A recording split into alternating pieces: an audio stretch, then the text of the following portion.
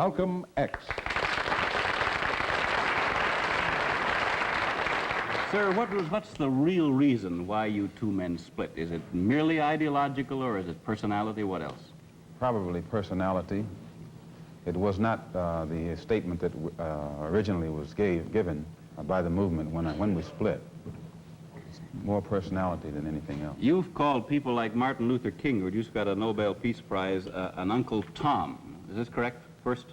Well, I'd rather say that in the States, there's a law that has recently been passed, or a decision handed down by the court, wherein if you call someone an Uncle Tom, they can sue you for libel. Well, so I never refer to them as Uncle Toms. I would say that Uncle Martin is my friend. Uncle Martin is your friend, yet you would disagree with his approach to what he wants to accomplish. Definitely. If his approach would bring about what the black man in America needs to completely eliminate the problem that we have, I would say well and good. But I very much doubt that anyone who adopts the approach that Martin Luther King has been teaching to our people in that country can point to any meaningful gains that has actually served to solve the problem. Black Muslims have sometimes, whether you have or not, and I think probably you have sometimes, it seemed to me, been preaching hate to meet hate. I don't advocate any kind of hate. But there's a lot of talk that sounds very much like it. No, I think that the guilt complex of the American white man is so profound until when you begin to analyze the real condition of the black man in America, instead of the American white man eliminating the causes that create that condition, he tries to cover it up by accusing his accusers of teaching hate. But actually, they're just exposing him for being responsible for what exists. Well, that's something of an argument, but I've heard speeches made by some of the people of your group. I think I've heard you make speeches. It seemed to me that you were advocating, well, I would have to describe, I think, as violence to meet the serious injuries that have been done your people, with which I totally agree. I don't call that violence. I don't in any way encourage black people to go out and initiate acts of aggression indiscriminately against whites. But I do believe that the black man in the United States, and any human being, anywhere, is well within his right to do whatever is necessary, by any means necessary, to protect his life and property, especially in a country where the federal government itself has proven that it is either unable or unwilling to protect the lives and property of those human beings. Just before Pierre takes it, you've got a pretty good fighter and the world's heavyweight champion lined up with you to help out. Yes, Pierre. Well, Mr. X, if I guess I call you that, is that the proper appellation, Yes. Mr. X? I'm wondering if you still believe, as I think you certainly did at the time you were allied with the black Muslim movement, in a segregated black nation in North America. I don't believe in any form of segregation or any form of racism. I'm against any form of segregation and against racism. Is it, am I right in saying that the black Muslim movement, which you have left, did believe in that? Well, Elijah Muhammad taught his followers that the only solution was a separate state for black people. And as long as I thought he genuinely believed that himself, I believed in him and believed in his solution. But when I began to doubt that he himself believed that that was feasible, and I saw no kind of action designed to bring it into existence or bring it about, then I turned in a different direction. Are you still a Muslim yourself? Oh, yes.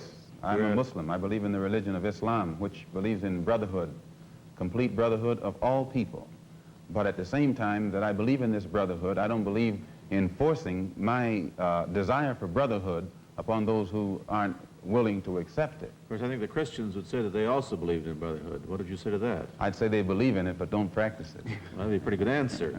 Sir, when the muezzin goes up in the minaret twice a day, he cries to the world, there is but one God, and he is Allah. Do you deny that there is a Christian God? The muezzin does this 5 times a day. 5 times, and I only heard him twice. Well, you were fortunate to hear him twice. But he does this 5 times a day, and the same God that he says that he expresses the existence of is the God that the Christians profess to believe in themselves, and the God that the Jews believe in. One God, the creator of the universe. The Muslims believe in the God that created the universe, and I think the Christians do, and the Jews do. Now, as long as all of them are talking about the creator, the Jews may call him Jehovah, and Christians may have another name for him. Those who are Arabic-speaking refer to him as Allah. Well, we believe in the same God. Now, as the Muslim religion advances in the United States, are you modernizing it or sticking with the old faiths? For example, the complete segregation of the sexes. I think that everything today on this earth is being modernized. Religious principles and practices, as well as political and other things. Now, when you went to Mecca, this is a very sacred and forbidden city. I tried to get to Mecca myself and certainly didn't make it, not being a Muslim. But how would they accept you as one? You're an American. There are few American Muslims. This is true, and by being an American and not having not being able to speak the Arabic language, I did strike a snag, a very serious snag, but I was fortunate to have been pretty well known by the officials in Arabia, and they knew too that I had accepted Orthodox Islam. It had been highly publicized in the paper, and I became a guest of the state. I was a guest of Prince Faisal, the present King Faisal, and they made it possible for me to go before the committee, Hajj committee or Hajj court, who examines you and asks you questions about your belief, and if you pass it, then you are okay to go to Mecca. But it's You would true. have to have a translator then. Oh, I had one. Yeah, Betty? Mr. X, since you're split with the Black Muslim movement, have you formed your own group?